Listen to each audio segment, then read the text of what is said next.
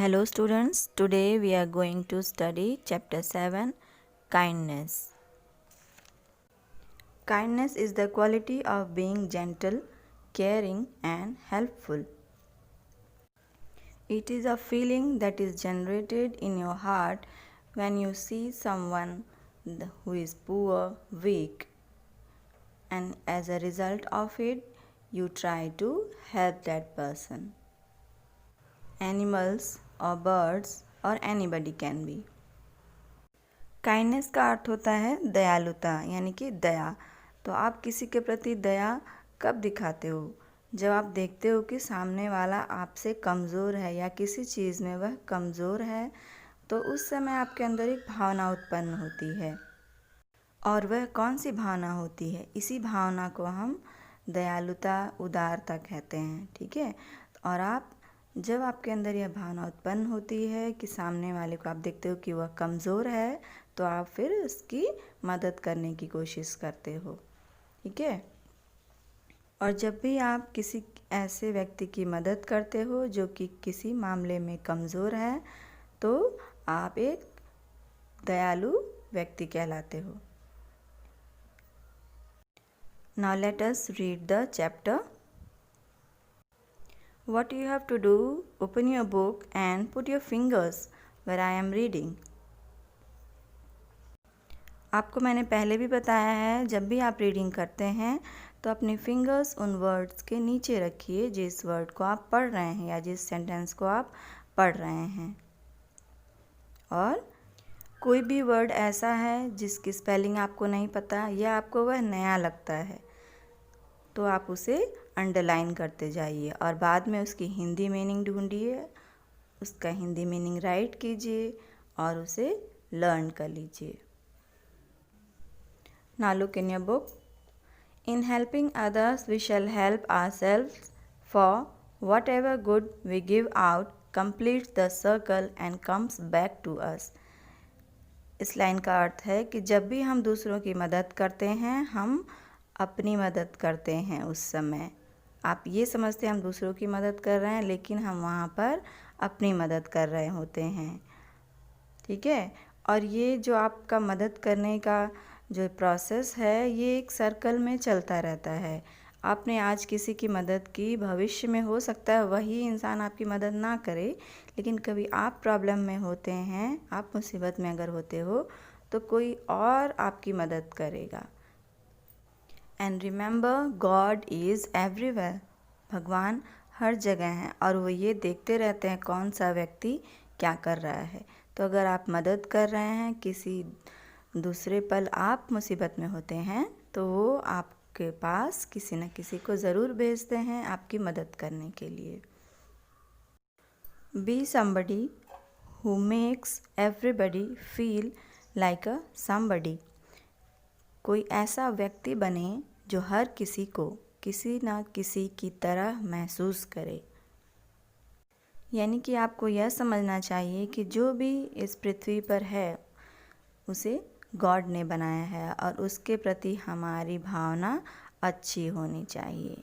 और यदि वह कमज़ोर है तो किसी भी प्रकार से, जैसा भी आपसे हो सके, उस तरह से उसकी मदद करनी चाहिए। और जिस पल आपके अंदर, आपके मन में किसी कमज़ोर की मदद करने की भावना उत्पन्न होती है, उसी को हम काइंडनेस कहते हैं, दयालुता कहते हैं या फिर दया की भावना कहते हैं।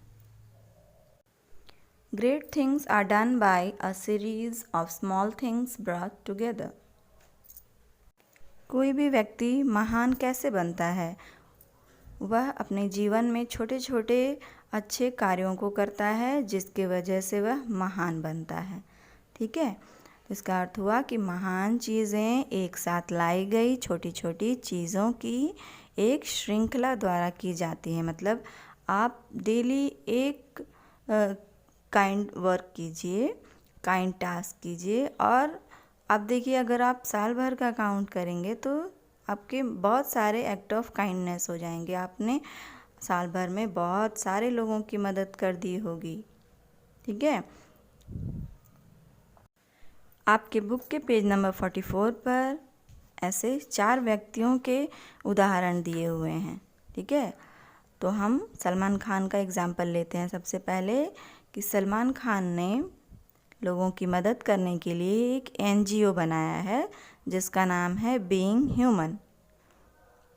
और उन्होंने एक बार की बात है, वे फिल्म की शूटिंग कर रहे थे तो उन्होंने देखा कि उस जिस गांव में शूटिंग कर रहे थे वहाँ के बच्चे 5 किलोमीटर दूर पैदल चल के स्कूल जाते हैं पढ़ने के लिए।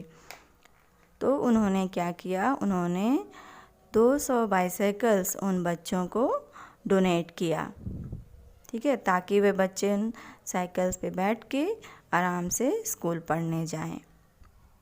उनके इस कार्य से हम उन्हें एक दयालु व्यक्ति समझते हैं, है ना। उन्हें हम काइंड हार्टेड पर्सन कहते हैं। अब एक उदाहरण आप फिल्म स्टार रानी मुखर्जी की सुनिए। एक बार वे अपनी फिल्म की शूटिंग कर रही थी। फिल्म का नाम था अय्या। रानी ने देखा कि उनके सेट पर कुछ लोग एक स्ट्रे डॉग को परेशान कर रहे हैं। तो तुरंत उन्होंने क्या किया, उस डॉग को हेल्प की। वे हमेशा ऐसे स्ट्रे डॉग्स जो इधर उधर घूमते रहते हैं उनकी हेल्प करती हैं, जिसकी वजह से उन्हें PETA पेटा इंडिया की तरफ से अवार्ड भी दिया गया है। Never get tired of doing little things for others. कभी भी दूसरों के लिए छोटे छोटे कार्य करने के लिए हमें थकना नहीं चाहिए। Sometimes those little things occupy the biggest part of their hearts.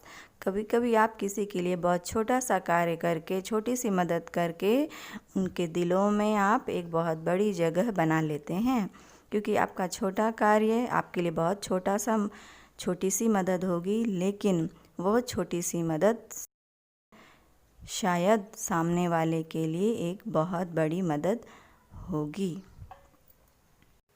Kindness यानी कि दयालुता, इसका अर्थ है उदार होना। इसका मतलब है अजनबियों की भी मदद करना और दूसरों की देखभाल करना। What does kindness mean? Kindness का क्या अर्थ होता है? Now see in your book, kindness means to care for others. तो जैसा कि मैंने अभी कहा कि दूसरों की देखभाल करना, उनका ख्याल रखना। Kindness means to help someone who is in need. दयालुता का अर्थ होता है कि किसी की मदद करना जिसे की मदद की आवश्यकता है। Kindness means to be generous. दयालुता का अर्थ है उदार होना। Kindness means to help even strangers. दयालुता का अर्थ होता है कि अजनबियों की भी मदद करना, यानी कि आप अपने परिवार के मेंबर्स की मदद तो करते ही हैं, आप अपने पड़ोसियों की करते हैं, आप अपने रिश्तेदारों की भी मदद करते हैं, लेकिन कभी कभी आप कहीं जा रहे होते हैं, आप नहीं जानते हैं किसी को, और कोई ऐसा व्यक्ति दिख गया जिससे आपकी मदद की आवश्यकता है, तो वहाँ पर आपको उसकी मदद करनी चाहिए।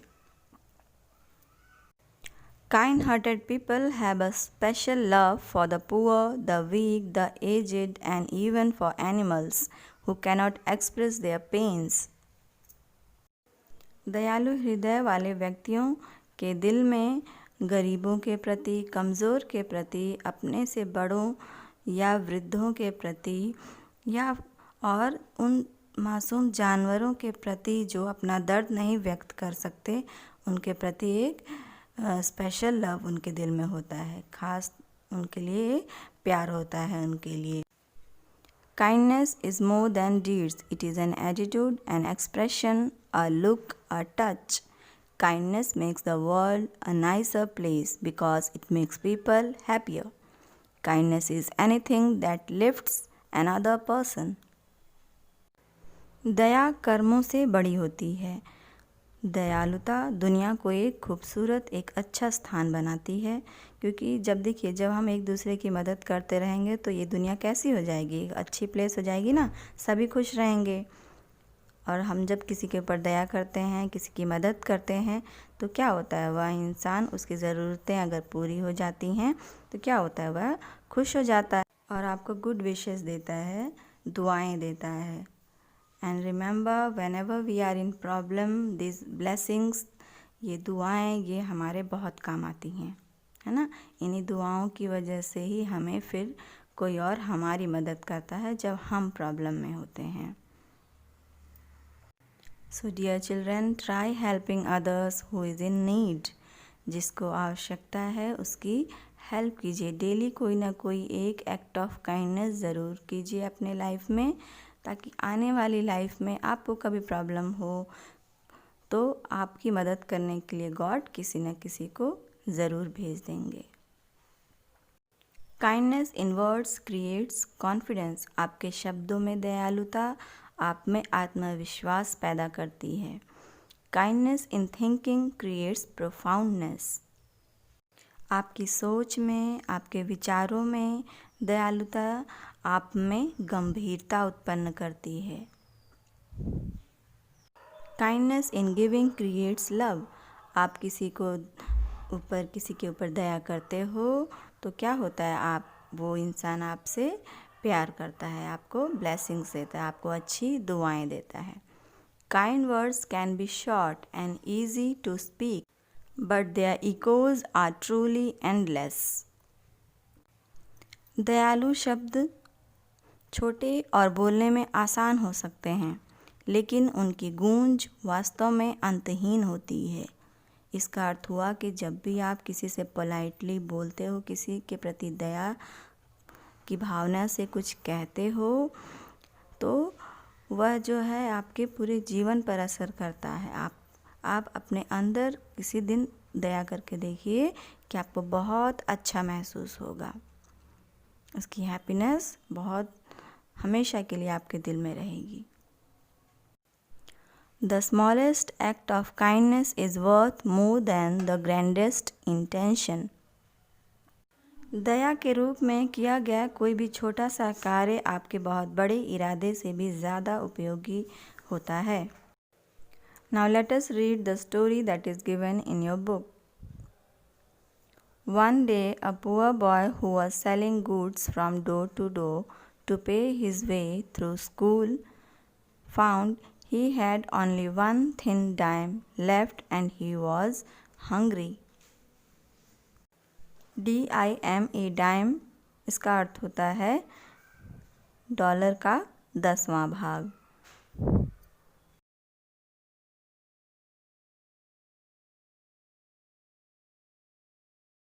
यह कहानी एक गरीब लड़के की है। वह एक घर से दूसरे घर सामान बेचता था।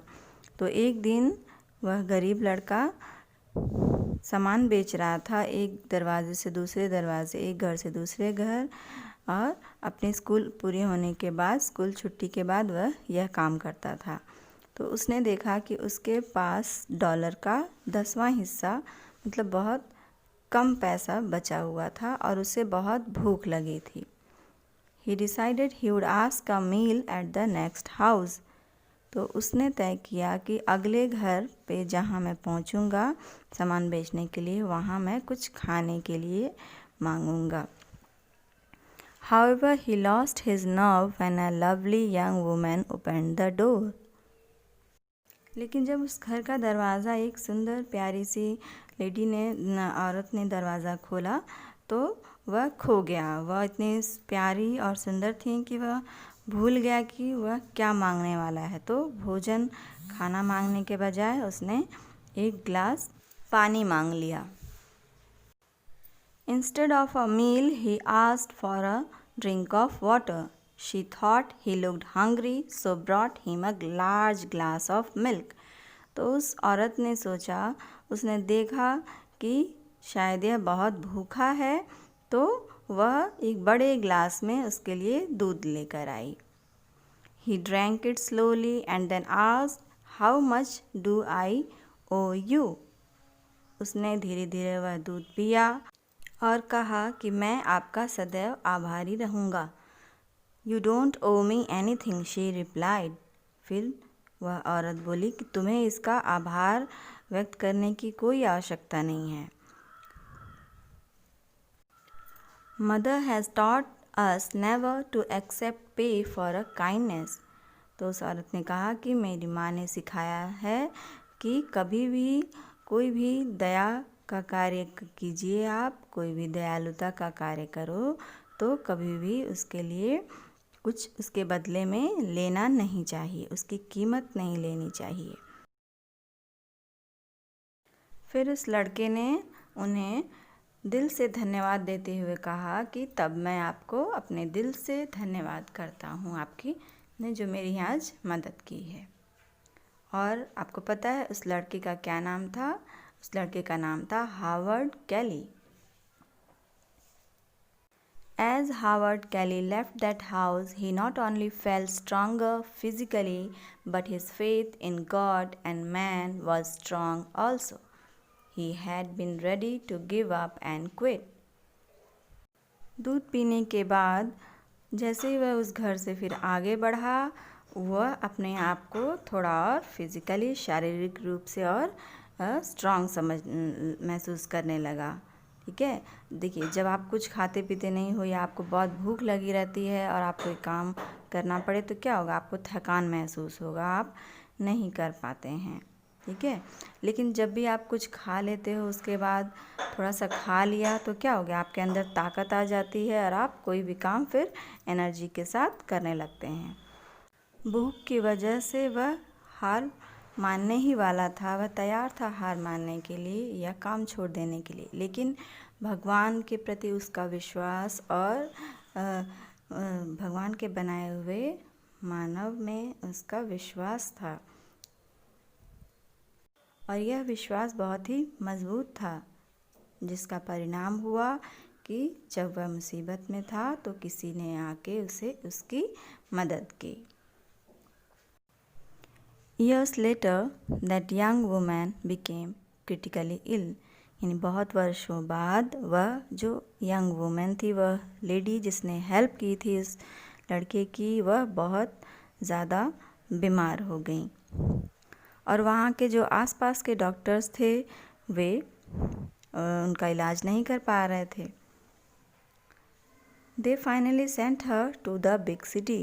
उन्होंने उसे आखिर में बड़े शहर में भेजा, where they called in specialists to study her rare case.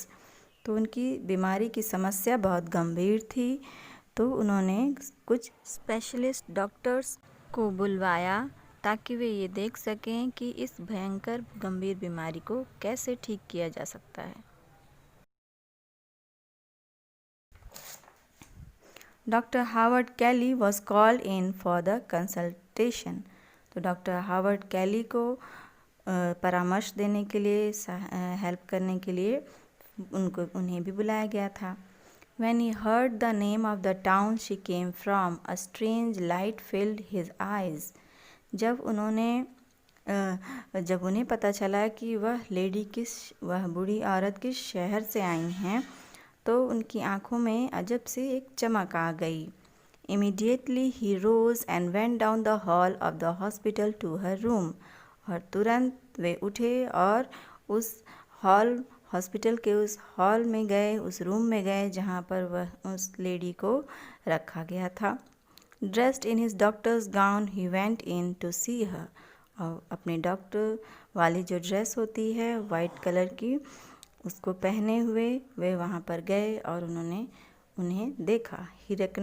He recognized her at once. उन्होंने उसे एक बार में ही पहचान लिया। उन्होंने उस बूढ़ी औरत को एक ही बार में पहचान लिया। He went back to the consultation room determined to do his best to save her life.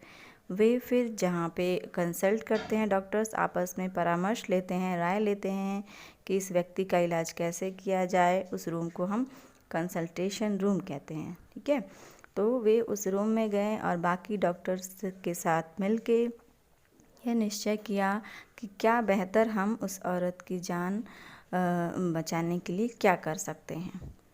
From that day he gave special attention to the case. और उस दिन से उन्होंने उस केस को, यानी उस बूढ़ी औरत की बीमारी को इस पर ज़्यादा ध्यान देने लगे, खास ख्याल रखने लगे ताकि उन्हें कैसे ठीक किया जा सके।